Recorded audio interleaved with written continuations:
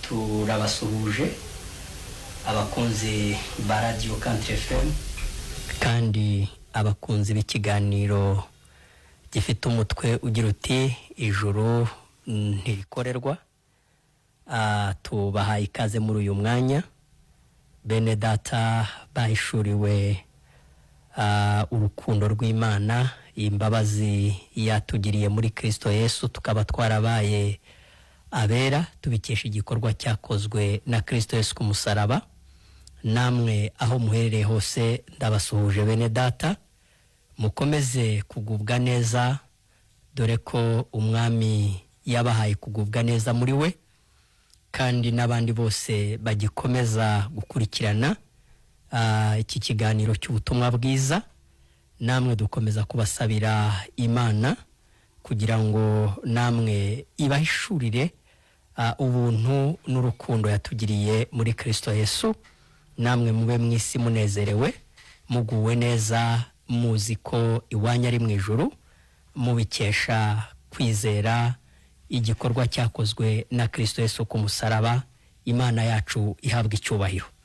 Dushimiye Imana rero ko iciye inzira ikaba itanze uburyo bwo kugera muri studio. Imana ihabwa icyubahiro. Turanayishimira nanone ko ariyo mugenga wa byose. Tuyishimiye kubw'izuba iduha, ariko tuyishimiye no kubwa imvura iduhereza. Tuyishimiye no kubw'igihugu cyacu cy'u Rwanda n'abanyarwanda muri rusange, n'ubuyobozi bwacu bw'igihugu, nabyo byose tubishimiye Imana. Imana ihabwa icyubahiro.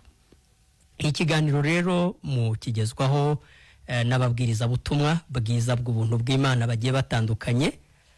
Kuri uyu mugoroba uwo muhaye mwumva avuga ni Musabyimana Joseph Mugisha, ariko nkaba ndi umukiranutsi. Ndi umukiranutsi, ntabwo mbikesha imirimo yanjye, ntabwo mbikesha ingeso zanjye, amasengesho, ahubwo mbikesha kuba narahishuriwe igikorwa cyakozwe na Yesu. Namenye ko ubwo Imana yatangaga Yesu Kristo akaza hano mu isi, ko Imana yamubazeho ibyaha byanjye byose uko bingana, n'igihano cyabyo nari guhabwa Kristo Yesu akaba yaragihawe, nuko ngiye wari kurimbuka nkaba ntakirimbutse.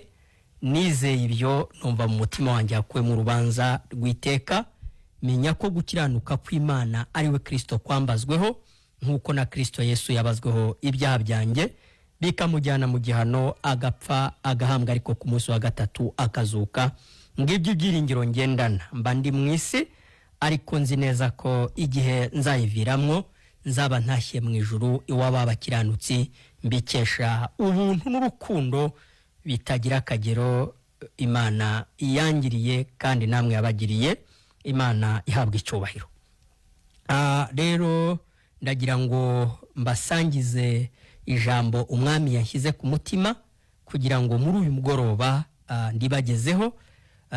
Ariko kandi reka mbanze nababwire ko iki kiganiro mukomeza no kugikurikirana kuri YouTube. Ufite telefone yawe nini ya WhatsApp, yo wanditsemo ijambo rivuga ngo ijuru ntirikorerwa TV, ukomeza gukurikirana ibiganiro by'ubutumwa bwiza bigusobanurira ukuntu Imana yakugiriye imbabazi z'ibyaha byawe, bigusobanurira ukuntu Imana yaguhaye ubugingo ku buntu, bigusobanurira ukuntu Imana yatanze Yesu akazira ibyaha byawe, nuko wabyizera ukaba utakirimbutse. Ariko kandi mu by'ukuri ushobora no kwandikira iyi nimero, ikaba yagushyira ku rubuga rwa WhatsApp. Mbivuga hakiri kare kuko birashoboka ko ushobora gushyiraho urushinge nonaha mu mwanya wenda ukaza kugira impamvu zituma utaza gukomeza kuba uri gukurikirana.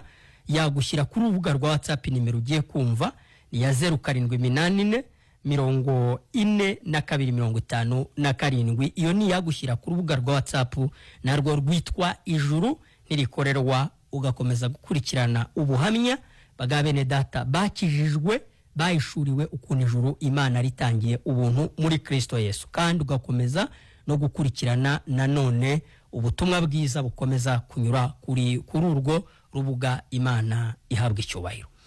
Reka rero dusangire amagambo aboneka mu gitabo cy'ibyakozwe n'intumwa, ibice byaho ni 13. Turasoma imirongo yaho ibiri, umurongo waho wa 38 n'umurongo wa 39. Ibyakozwe n'intumwa ibice byaho 13, umurongo wa 38 na 39. Dusome ayo magambo. Haravuga ngo, nuko bagabo bene data, mumenye ko ari muri uwo tubabwira kubabarirwa ibyaha. Umurongo wa 39. Kandi uwizera wese atsindishirizwa nawe mu bintu byose ibyo amategeko ya Mose atabashaga kumutsindishiriza. Reka dusimbuke dusome n'urwandiko Pawulo yandikiye Abaroma, igice cyaho ni icya 3, dusoma umurongo wa 19 dusoreze kuwa 20. Haravuga ngo, tuzi yuko ibyo amategeko avuga byose abibwira abatwarwa nayo, kugira ngo akanwa kose kazibwe, kandi abari mu isi bose batsindirwe n'urubanza imbere y'Imana. Kuko imbere yayo ari nta muntu uzatsindishirizwa n'imirimo itegetswe n'amategeko, kuko amategeko ariyo amenyekanisha icyaha. Imana ihabwa icyubahiro. Reka nsubire mu uyu murongo. Haravuga ngo, tuzi yuko ibyo amategeko avuga byose abibwira abatwarwa nayo, kugira ngo akanwa kose kazibwe, kandi abari mu isi bose batsindirwe n'urubanza imbere y'Imana.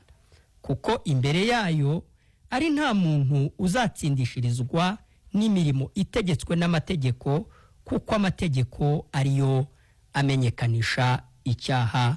Imana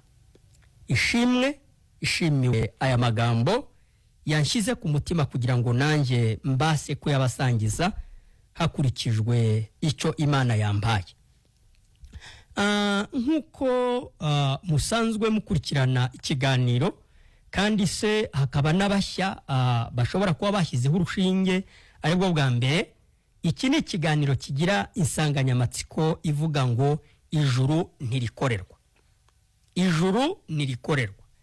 Ijuru Imana yaritanze ku buntu, ariko ntabwo kuba Imana yaratanze ijuru ku buntu cyangwa kuba ijuru ridakorerwa ntabwo ari ukuvuga ko rihendutse, ahubwo ni ukuvuga ko ijuru ari ikintu gihenze cyane, ku buryo nta muntu wagombaga kugira icyo yakora kugira ngo aribone. Ntacyo wakora, ntacyo twari gukora kugira ngo turagwe ubwami bwo mu ijuru. Byasabye gusa ko Imana idukunda, yemera gutanga Yesu, imwica imuhoye ibyaha byacu, ariko ntiyaheranwa n'urupfu. Ku munsi wa 3 arazuka nk'uko ibyanditswe bivuga. Ariko hanze aha haba imyigishirize myinshi ivuga ko umuntu azajyanwa mu ijuru no kubahiriza amategeko, cyangwa no gukora ibikorwa byiza, gukora imirimo myiza. Hakaba wenda n'abavuga n'ijambo ry'Imana, bakavuga ngo hahirwa bapfa bapfiriye mu mwami. Umwuka nawe akikiriza ati baruhuke imiruho n'imihati, kuko imirimo bakoze igendanye nabo ibaherekeje. Rero ntiwumve ko ari imirimo igendanye nabibaherekeje, cyangwa ntiwumve ko hahirwa abapfa bapfiriye mu mwami. Ntiwumve ko ikintu gikomeye ari ukubanza gupfira mu mwami. Kandi nta wapfiriye mu mwami ngo abure kuzukira muri we. Bivuze ko twapfiriye muri Kristo turi abanyabyaha, ariko nanone tuzukiye muri we tuzuka turi abera.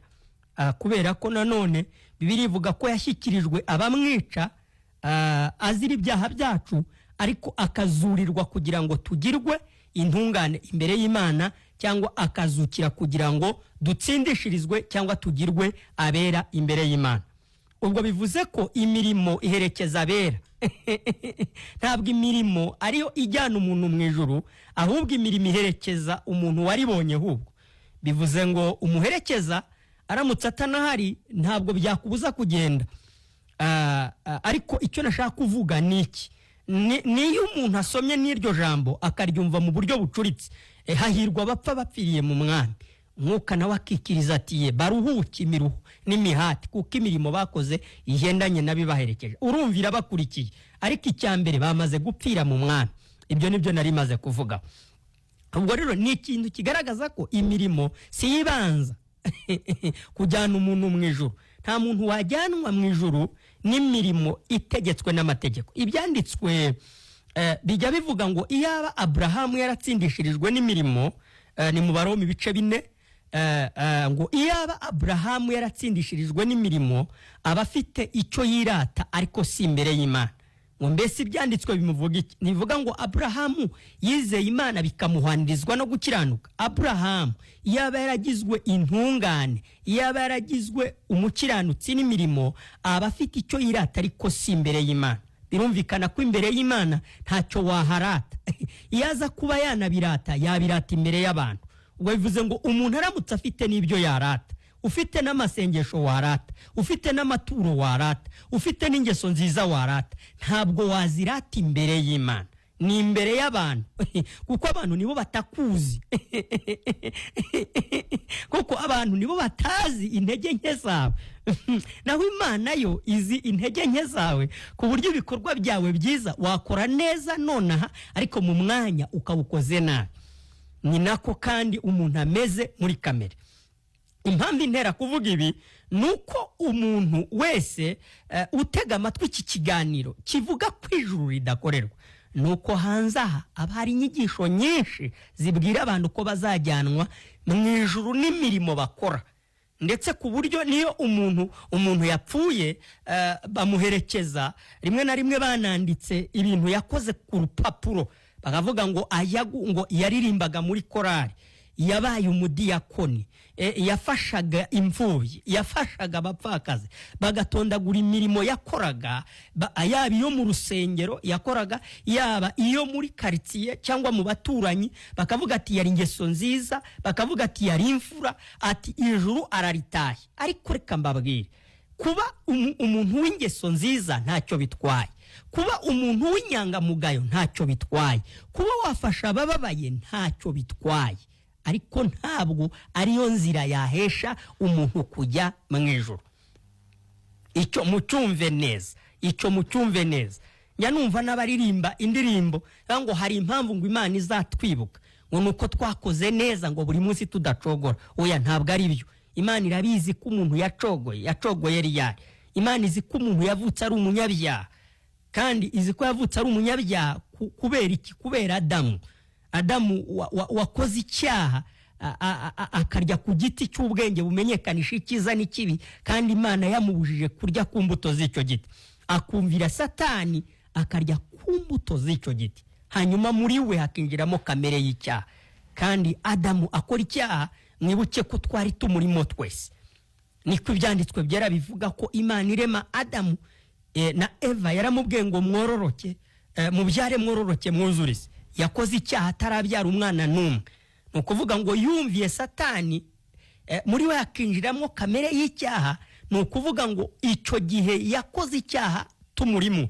Ubwo bivuze ngo dutangiye kuvuka tugenda twambara imibiri mu bihe bigiye bitandukanye, twagiye tuvuka ariko tukavukana kamere y'icyaha. Muri iyo kamere y'icyaha rero, muri kamere muntu rero, akaba arimo haturukamwo gukora neza, hakanaturukamo gukora nabi. Nicyo gituma ujya ubona rimwe na rimwe iyo ugerageje gukora neza, ujya ubona no gukora nabi byagutanze imbere.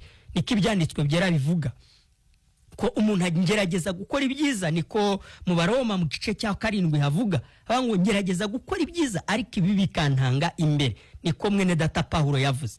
Nawe uzireba niko umuntu ameze, niyo shusho y'umuntu nyakuri, nuko umuntu ateye. Umuntu agerageza gukora ibyiza ariko akabona n'ibibi byamutanze imbere, atari uko abishaka. Ibyo bigaragaza ko umuntu yavutse ari umunyabyaha muri kamere, ku buryo mu muntu harimo gukora neza ariko mu muntu hakabamo no gukora nabi. Icyo gituma ibikorwa byiza by'umuntu Imana itagira ishima. Nivuge ngo ibi byamuhesha kujya mu ijuru kuko izi neza aho bikomoka. Izi ko bikomoka ku cyaha, bikomoka kuri kamere.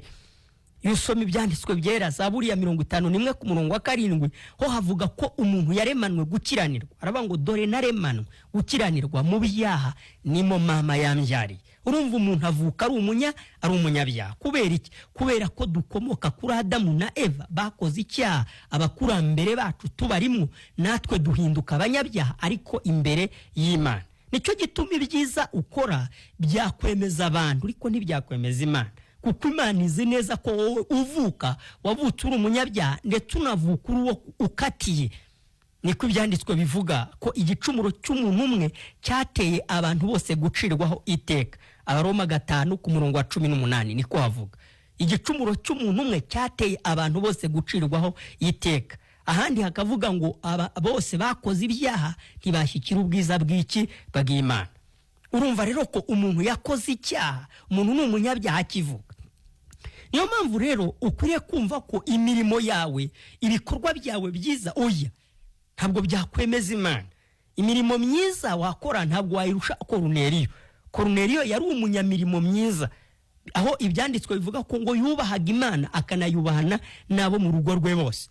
Aho ibyanditswe byera bivuga ko Koruneliyo yagiraga ubuntu bwinshi ndetse yari umunyabuntu, kugira ubuntu, kugira impuhwe akazigirira abantu bose. Koruneliyo akaba yari umunyedini, Koruneliyo akaba yari umunyamasengesho.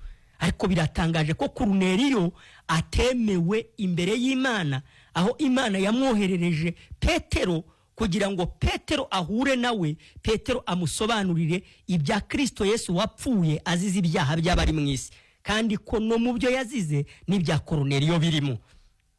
Uzasoma ayo magambo mu byakozwe n'intumwa mu gice cya 10, inkuru ya Koruneliyo, aho Petero yamusanze akamubwira ibya Yesu, akamubwira ngo abahanuzi bose baramuhamije bavuga ko umwizera wese azababarirwa ibyaha kubw'izina rye. Mu gice cya 10 ku murongo wa 43 niko havuga. Bivuze rero ko Koruneliyo yari afite imirimo, ariko imirimo ye ntabwo yari gutuma yemerwa imbere y'Imana. Icyakoze abantu bamurebaga babonaga ari umuntu mwiza, idini yabarizwagamo babonaga ari umuntu mwiza, muri karitsiye babonaga ari umuntu mwiza kubw'ibikorwa byiza yakoraga. Oya, ibikorwa byiza ni byiza koko, ariko ntabwo hari mu inzira yaguhesha kwinjira mu bwami bwo mwijoro. Hari umuririmbyi aririmba aravuga ngo nta yindi nzira tuzabona, ngo nta yiriho haba n'imwe. Aravuga ngo nukuri inzira ijya mu ijuru ni ya Yesu n'umusaraba we. Nta yindi nzira tuzabona, nta yiriho haba n'imwe, nukuri inzira ijya mu ijuru niyo musaraba. Nta yindi nzira tuzabona, nta yiriho haba n'imwe, nukuri inzira ijya mu ijuru niyo musaraba. Nta yindi nzira nicyo birivuga. Aravuga ngo Yesu yaravuze muri Yohani ibice 14, aravuga ngo ninjye nzira, ninjye kuri, ninjye bugingo, nta wajya kwa Data atari njye umujyanye. Rero ijuru rero nta warijyanwamo n'imirimo. Twasomye amagambo aho Pawulo yarari kubwiriza ubutumwa bwiza aho bita mu Antiyokiya. Aya n'ubutumwa, urugendo rwe rwa mbere rw'ivuga butumwa, yatangiye kuvuga ubutumwa, atangira kogeza ubutumwa bwiza. Hano rero yarari kuvuga ubutumwa bwiza mu Antiyokiya, abwiriza abayuda, abwiriza abisirayeli n'abandi bose bari barayobotse idini ya Kiyahudi. Ababwiriza ibya Yesu, ababwiriza ukuntu Imana yafashe basogokuruza ikabajyana muri Egiputa, ariko kandi ikaza kubakuza y'amaboko yayo yakomeye. Ababwira ibintu byinshi byo mu byanditswe bivuga igihe cyose uburyo ubutumwa bwiza, ababwira ukuntu Imana yabakuje y'amaboko yayo yakomeye aho muri Egiputa, ikabajyana muri Kanani, ikirukana amahanga 7, ikabaha igihugu cya Kanani ho gakondo. Yarari kubabwira rero ahereye mu itangiriro, ababwira iby'Imana yakoze, ariko aza kuza gusoreza kuri Dawidi. Avuga ko Imana noneho yaje gutoranya Dawidi Sawuli amaze gukurwa ku ngoma cyangwa amaze gupfa. Ibyo ngibyo byo simbijyamo cyane, ariko nusoma iki gice ayo mateka yose urayabona Pawulo ari kuyabwira abo yabwirizaga Abayahudi, Abisiraheli. ababwira ko rero ariko nanone na Dawidi nawe igihe cyageze amaze gukora iby'Imana yashakaga mu gihe cye nawe arasinzira, hanyuma mu gusinzira nawe umubiri urabora ashyirwa kuri basogokuruza. Ibyanditswe bye rero bikavuga ko muri uwo nguwo ariho Imana yaturukije Yesu Kristo wakomotse mu rubyaro rwa Dawidi agakomoka kuri uwo nguwo ariho isezerano rya Kristo Yesu ryakomerejwe. Hanyuma rero Imana ikazana Kristo Yesu gukiza ubwoko bw'Abisiraheli. Ababwira rero ageraho atangira noneho kubabwira, ababwira iby'amategeko, ababwira ibya Musa, ababwira iby'abacamanza, arababwira. Ariko icyo nshaka ngiye kuvuga cyane, ndashaka kuvuga kuri uyu murongo aho noneho yari atangiye kuberurira ababwiriza noneho ubutumwa bwiza. Arababwira ngo nuko bagabo bene data mumenye ko muri uwo ari we tubabwira kubabarirwa kw'ibyaha. Ari kubabwira ko muri uwo ari we Yesu Kristo, muri uwo nimwo tubabwira kubabarirwa iki ibyaha. Muri uwo nimwo tubabwira kubabarirwa iki ibyaha. Mwibuke hanze aha hari imyigishirize ivuga ko kubabarirwa kw'ibyaha kuboneka igihe umuntu yasabye wenda penetensiye. Kubabarirwa kw'ibyaha bakavuga ko kubabarirwa kw'ibyaha kuboneka igihe umuntu yatuye agasaba Imana imbabazi, cyangwa akabwira pasiteri ibyaha bye, cyangwa akabwira mugenzi w'ibyaha, aribyo byitwa wenda kwatura. Undi akakubwira ati Imana ikubabarire, Imana ikweze. Ntabwo ari byo. Muri uwo nimwo tubabwira kubabarirwa kw'ibyaha. Muri uwo ni Yesu Kristo. Muri uwo Yesu Kristo akomeza arababwira ngo kandi umwizera wese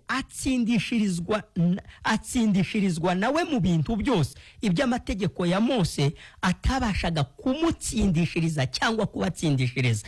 Ni ukuvuga ngo amategeko ya Mose higishwaga ko umuntu wakubahiriza amategeko ya Mose yahinduka intungane imbere y'Imana, ariko si byo.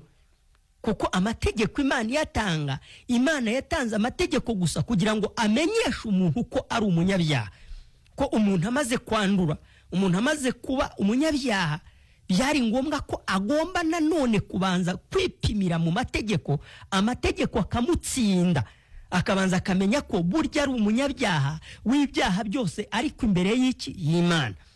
Niko muri Yakobo havuga ko umuntu wese witondeye amategeko y'Imana ariko agasitara kuri rimwe aba yamaze kuyacumura yose. Umuntu rero ntabwo yari kugirwa intungane n'amategeko, ntabwo umuntu yari kugirwa umukiranutsi imbere y'Imana n'amategeko, ahubwo amategeko, Bibiliya ivuga ko amategeko ataraza umuntu ntabwo yari azi ko kwifuza ari ukwica itegeko. Ariko ngo amategeko amaze gutangirwa, uwifuzaga yamenyaga ko yishe itegeko ryo kuvuga ngo ntukifuze. Amategeko rero yatanzwe kugira ngo amenyeshe gusa umuntu ko ari umunyabyaha, nicyo nta kindi. Ntabwo amategeko Imana yatanze kugira ngo uyubahirize uzajye mu ijuru, kuko Imana irabizi ko amategeko y'Imana amwe yahaye Mose akayageza ku bantu, akayageza ku Bisiraheli. Ibyanditswe byera bivuga ko iryo sezerano baryishe. Iryo sezerano bararyishe. Wenda umwami naduha uburyo tuzongera tuvuge ukuntu isezerano rya mbere ari ryo mu mategeko baryishe. Ngo nubwo nari umugabo wabirongoreye nkabakura mu gihugu cy'Egiputa, rirya sezerano ryanjye bararyishe. Hari ushobora kuvuga ati ariko se Abisirayeli aribo bahawe amategeko gusa? Burya Abisirayeli bari nka sampo. Niyo nawe Imana ikiguhereza amategeko nk'abanyamahanga, oya natwe twari kuyica, kuko umuntu wese avukana kamere. Niko ibyanditswe byera bivuga ko umuntu wa kamere ari umwanzi w'Imana, kandi twese twavukanye kamere y'icyaha. Kubera iki ari umwanzi w'Imana? Ngo nuko adashobora kumvira amategeko y'Imana, ngo kandi ntashobora no kuzayumvira. Icyo tucyumvikaneho. Amategeko rero nubona Imana yatanze kugira ngo wumve ko uri umunyabyaha. Niwipima ku isabato umenye ko nayo ni itegeko nk'andi mategeko. Ni nk'andi mategeko. umenye ko niwica rimwe mu mategeko wisha amategeko yose imbere y'Imana. Kuko wavuze ngo ntukice, navuze ngo ntugasambane, niyo wavuze ngo ntukibe, niyo wavuze ngo ntukifuze.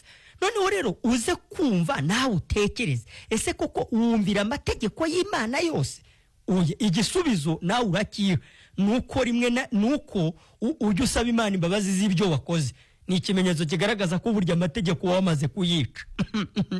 Imana rero nico kintu yayatangiye ngo tuzi yuko ibyo amategeko avuga abibwira abatwarwa nayo, kugira ngo akanwa kazibwe kandi abari mu isi bose batsindwe n'urubanza imbere y'Imana. Abari mu isi bose batsindwe, abari mu isi bose, udakuyemo n'umwe, udakuyemo n'umuyobozi wawe w'idini, udakuyemo na dirija wa korali, udakuyemo na dirijante, udakuyemo n'umuhanuzi ukubeshya ngo araguhanurira, udakuyemo n'ujya waturira, udakuyemo n'ujya usaba peneteze. Oya, no, akanwa kose kazibwe, abari mu isi bose batsindwe n'urubanza imbere y'Imana. Niko twasomye mu Baroma 3:19. Tuzi yuko iby'amategeko avuga yose abibwira abatwarwa nayo, kugira ngo akanwa kose kazibwe kandi abari mu isi bose batsindirwe n'urubanza imbere y'Imana. Umva icyatumye Imana itanga amategeko, ntabwo kwari kugira ngo dutsindishirizwe muri yo,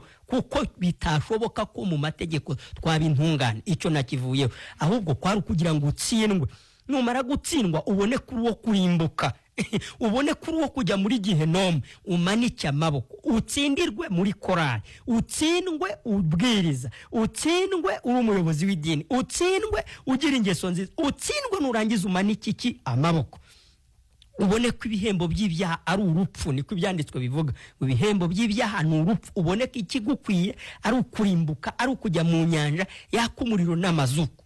Noneho rero Bibiliya yakomeje kuvuga ko muri uwo noneho rero ari we Yesu Kristo. Kuki muri Yesu Kristo ari muri we tubabwira ko ariho mwababaririwe iki ibyaha?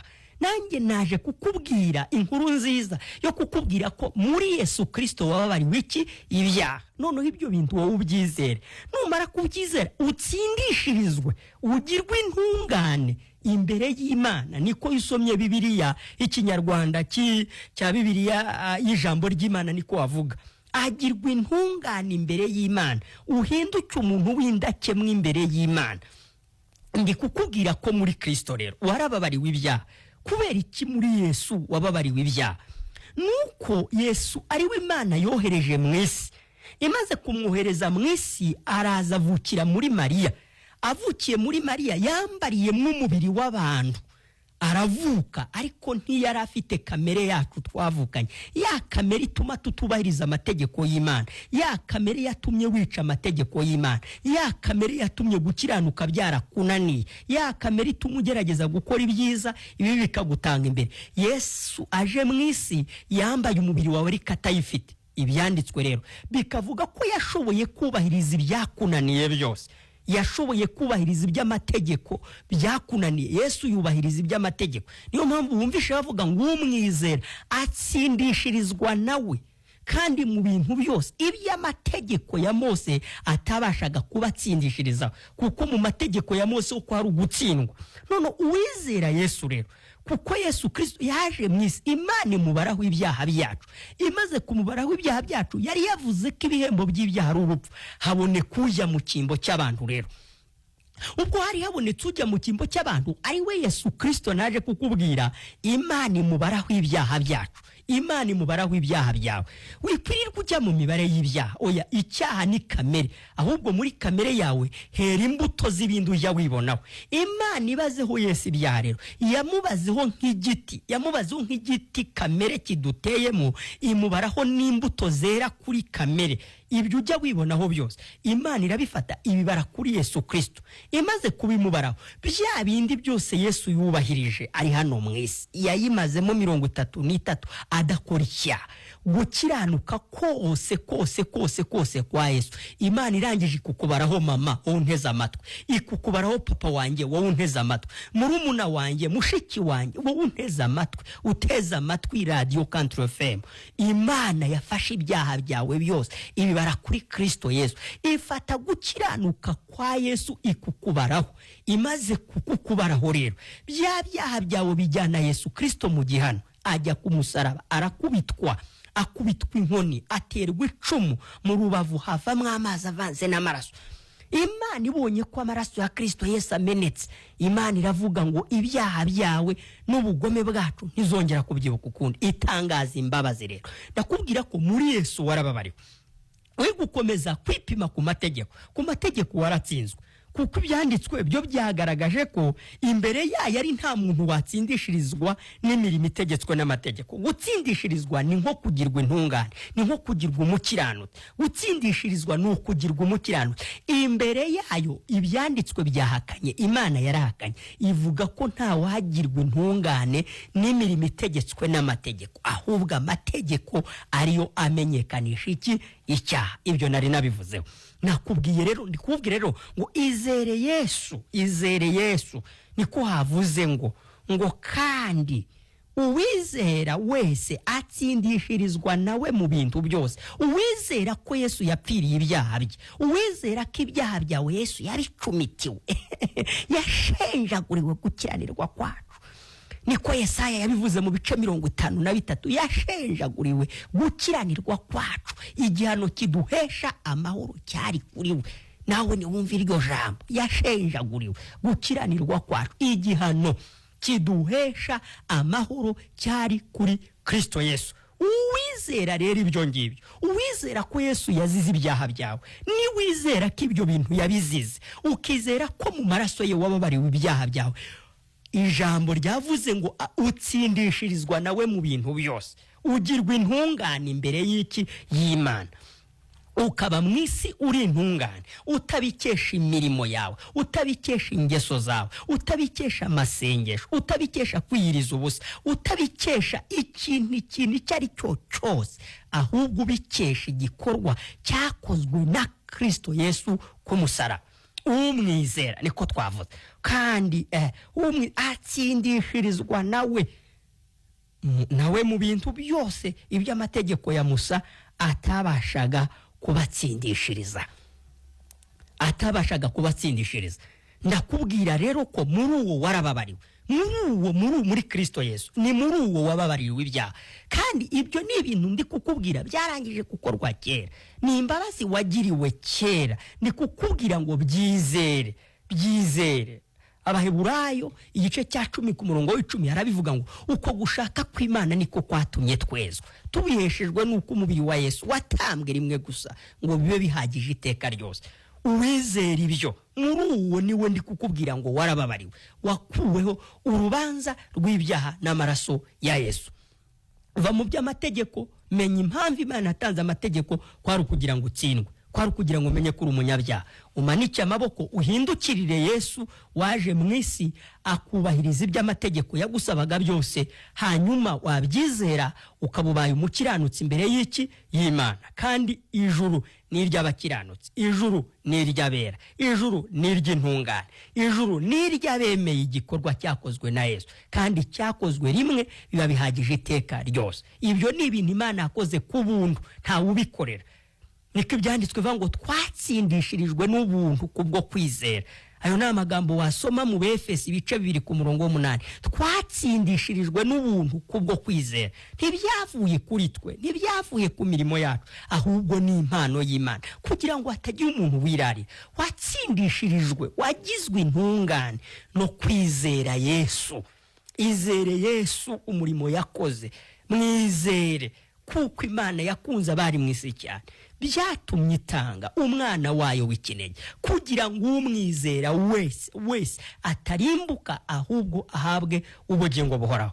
Imana ntiyatumye umwana wayo mu isi gucira abari mu isi ho iteka, ahubwo yabikoreye kugira ngo abari mu isi bose bakizwe nawe.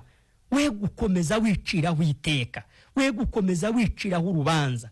ijuru wararihawe, wariheshejwe n'igikorwa cyakozwe na Yesu.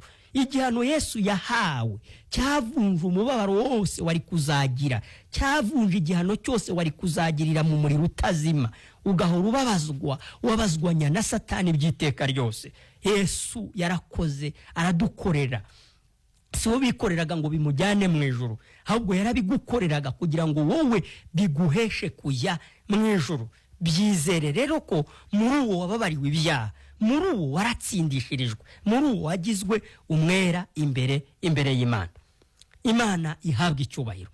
Nakubwiraga rero ko ukwiriye kumanika amaboko ukemera ibyo Yesu yakoze.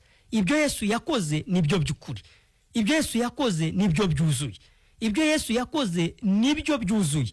Naho ibindi byo ntabwo byashobora kugukiza rwose, ntabwo byagukiza. Muri uwo niho twakirijwe, muri uwo niho twababarirwa ibyaha. Warababariwe rero, wareshejwe, kandi weshejwe n'amaraso ya Kristo Yesu.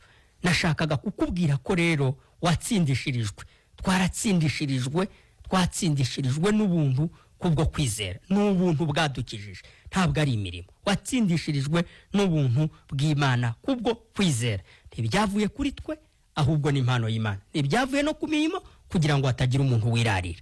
Rekana n'abakubeshya, rekana n'abakubwira ngo rikorere, rekana n'abakubwira ngo ritwaranire. Hari Yesu wakoze biremerwa imbere y'Imana. Izo nyigisho zikubwira ngo uzakorera ijuru ntabwo zituruka ku Mana. Ni ukuri, ntabwo nkubeshya. Inyigisho y'ukuri ni ikubwira ko Yesu yapfuye azira ibyaha byawe, ariko akanazuka kugira ngo utsindishirizwe. Kandi yapfuye azira ibyaha byawe, Imana ibimubazeho byose. Wavutse usanga Yesu yarabizize, ahubwo icyo nkubwira ni ukubyizera gusa, ukabyakira, ugatunga umutima utakurega, ugatunga umutima ukubwira ngo ndi umukiranutsi ku bwa Yesu, ukajya uryamana ijuru ukaribyukana, ukarijyana mu murima ukaritahukana, ukajya mu isoko urifite ugataha urifite. Wava hano mu isi, dore ko umuntu azi igihe amaze ku isi, ariko ntajya amenya igihe asigaje. Niwumva iyi nkuru nziza, uriteze amatwi iyi radio, ukumva ubutumwa bwiza, we kwinangira umutima. Ahari uyu niwo waba ari wo munsi wawe wo kubaho kuri iyi si, na ahari uyu munsi waba ari wo wanyuma. Ntabwo wamenya igihe cyo gukurwa hano muri iyi si. Ahari irijwi n'uryumva rya Yesu rikubwira ko yakubabariye, yakwejeje ngo umwizere, we kwinangira umutima, ubyizeze umutima wawe, nyamune tuzabane mu bwami bwo mu ijuru. Imana rero ihabwa icyubahiro. Muri uyu mwanya twasangira ijambo n'abatwumva, kugira ngo ahari nawe waba wizeye Yesu kandi wamwizera, ukaba wumvishije ubaye intungane imbere y'Imana. Inimero mwaduhamagaraho kuri radio hano ni 0782 ni 44 ni 21 ni 25, cyangwa Airtel 07383005. Muduhamagare dusangire ijambo muri uyu mwanya. Hari nawe waba wumvishije ijambo ry'ubutumwa bwiza kuri uyu mugoroba, rikubwira igikorwa cyakozwe na Yesu ku musaraba. Alo Country FM, Country FM, alo. Murakomeza mugerageze. Kirere hari Imana iradufasha bimere neza. Muduhamagare dusangire.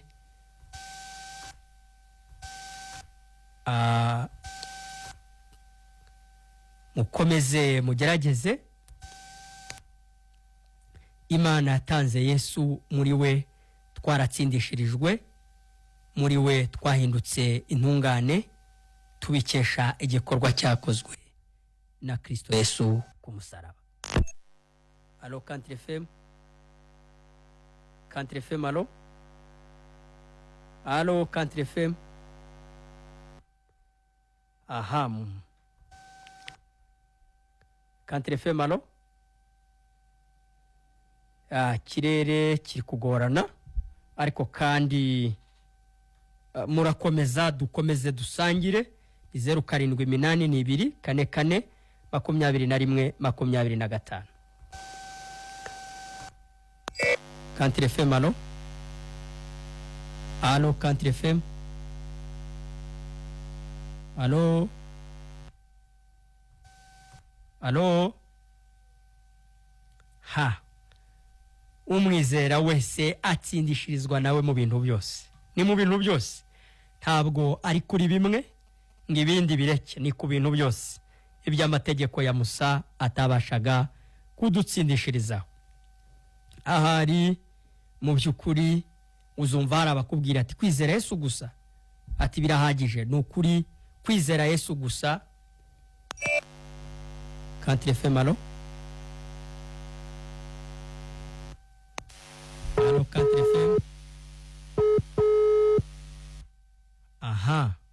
Ahari uzumva hari abavuga ati kwizera Yesu gusa, ati birahagije. Ni ukuri birahagije. Kwizera Yesu gusa birahagije. Kandi ntabwo kwizera Yesu rega abantu benshi bavuga ko bizera Yesu, ariko kwizera Yesu ni ukumwizera icyo gikorwa yakoze. Kimenyetso. Country FM. Allo. Allo Country FM. Allo Country FM. Bikomeje kugorana. Allo Country FM. Allo.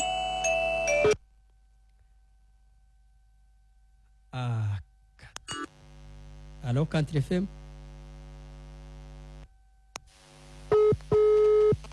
Allo. Ya. Urabona ko amakonexio akomeje kugorana, ariko message yo turakomeza kwitambutsa.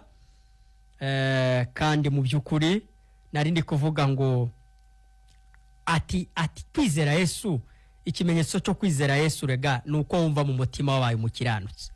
Ntabwo kwizera Yesu ari igihe wabatirijwe pe mu mazi menshi. Oya, si igihe bakumeneye amazi kugahanga. Oya, no. Kwizera Yesu si igihe wahinduriye ingeso z'ibyo wenda wakoraga bibi, ubu none ukaba ukora neza, wararetse inzoga se, wararetse n'ibindi. Ibyo ni byiza kubireka no kuba muri societe witwara neza, witwararika, ariko ntabwo ibyo bivuze ko wizeye Yesu pe. Kwizera Yesu ni igihe wumvishije mu mutima wawe ibyishimo by'uko burya ibyaha byakuregaga imbere y'Imana byakuweho na Yesu Kristo ubwo yarari ku musaraba. Byakuweho. Yohana mubonye yaravuze ngo nguyu ntama w'Imana ukuraho ibyaha by'abari mu isi. Nguyu ntama w'Imana ukuraho, yakuyeho ibyaha byawe. Ndavuga imbere y'Imana nta rubanza. Allo Country FM. Allo. Muraho neza. Muri bande muherereye he? Duherereye muri Nyamasheke. Mwitwa bande? Mwitwa Amina. Amina, mwateze amatwi ikiganiro? Mwateze amatwi ikiganiro cy'ubutumwa bwiza? Ubutumwa bwiza mwatugejejeho. Mwakuye mwiki kubigendanye no kujya mu ijuru? Mwakuye mwiki? Akuyemo Amina. Amina ashobora kuba yaratangiye guseka, ariko atangiye kumbwira icyo yakuyemo. Amina, uracyateza amatwi. Turi kubwira abantu ko mu maraso ya Yesu wababariwe, ijuru wari herewe ubuntu. Amategeko yatanzwe kugira ngo akumenyeshe kuri umunyabyaha, umanike amaboko, ariko Yesu Kristo aje yubahirije iby'amategeko yadusabaga byose.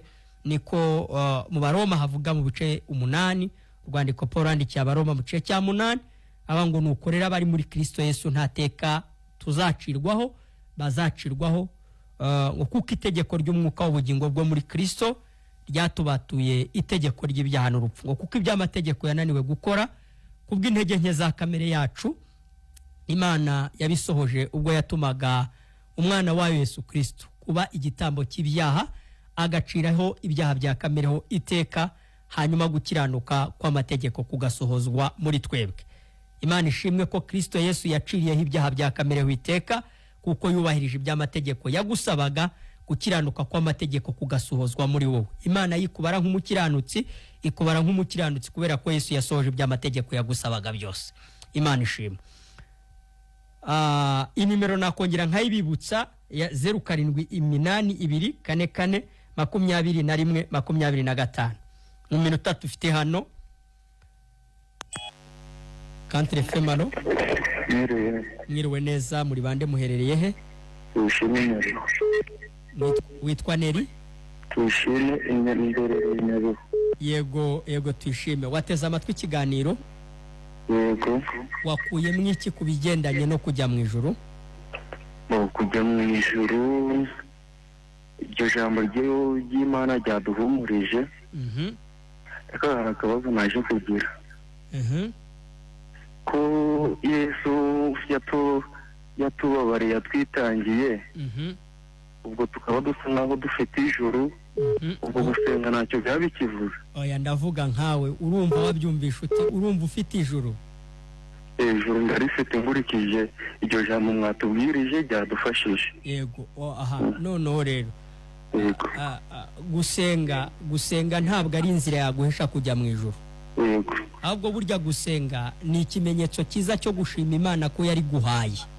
Yego. Ugashimira Imana ko yatanze Yesu agapfira ibyaha byawe. Yego. Ugashimira Imana, niko umuririmbyi yavuze ngo shima Imana mutima wanjye we wakubatuye. Yego. Ntabwo gusenga ari inzira yaguhesha kujya mu ijuru. Ahubwo kujya mu ijuru wabiheshejwe nuko Yesu Kristo Imana yamubazeho ibyaha byawe, akubahiriza iby'amategeko yagusabaga byose, hanyuma ukaba umukiranutsi ubikesha kwizera icyo gikorwa cyakozwe na Yesu. Yego. Twishime. Urumva wakijijwe? Neza cyane. Urumva wabonye ijuru? Ndarifite. Sa nusangiza abantu gatoya uburyo wumva waribonye. Kubera ko ngiye impamvu kuko umuntu buri gihe doraga dufite ibibazo byo kuvuga yuko ikubona ijuru bigoye. Twumva dufite ubwoba buri gihe. Ariko ngewe ikiyumva radiyo mu kiganiro numvishe umutima nigaruriye icyizere. Ko ndagomba guhora ndicira imanza, ubwo icyo ngomba ari ukwizera Yesu n'umwami n'umukiza. Urumva kuri ubu uri umukiranutsi cyane. Imana ihabwa icyubahiro cyane. Amen. Twishime. Uzakomeza gukurikirana ikiganiro cya radio Country FM cy'ijuru nderikorerwa. Ngushimiye Imana, komeza ugubwe neza cyane kandi umunezero utashye mu mutima wawe. Tubishimiye Imana cyane. Sawa, murakoze namwe. Twishime ti ikibazo nari mfite cyo guhanicira imanza, none menye neza ko Yesu burya ikibazo yagikemuye kera. Imana ishimwe cyane. Halo Country FM. Turabumva cyane, muri bande muherereye he? Navuga na Shumbusho mukunzi no ku Nkombo. Shumbusho umukunzi wacu kandi natwe turagukunda. Wateze amatwi ikiganiro? Ikiganiro ntabwo nagiteze amatwi, niho nyifungura radiyo. Aha, nibwo ugifungura radiyo, ariko ni ikiganiro kivuga ko ijuru ridakorerwa, Imana ritangiye ubuntu muri Kristo Yesu. Imana afashe ibyaha byacu ibibara kuri Kristo Yesu, twarabo kurimbuka, hanyuma Imana ifata ibyaha byacu ibibara kuri Yesu Kristo, n'igihano cyabyo Yesu Kristo aragihabwa, nuko Yesu Kristo amena amaraso, mu maraso ya Kristo Yesu wababariwe ibyaha. Yego. Kwa kunde abantu bavuga ngo cyumba ngo iyo umwana kivutse ngo afite icyaha kimwe bibaho, nibyo? Umuntu wese avukana icyo cyaha cyitwa kamere, ni nacyo cyaha ku Mana. Ibindi twibonaho ni imbuto zikomoka kuri iyo kamere.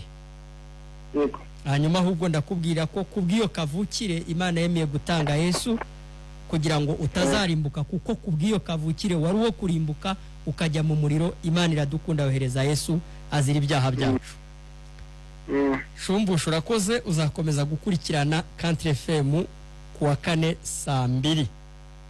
Yego, murakoze cyane, turabakunda. Urakoze, natwe turagukunda.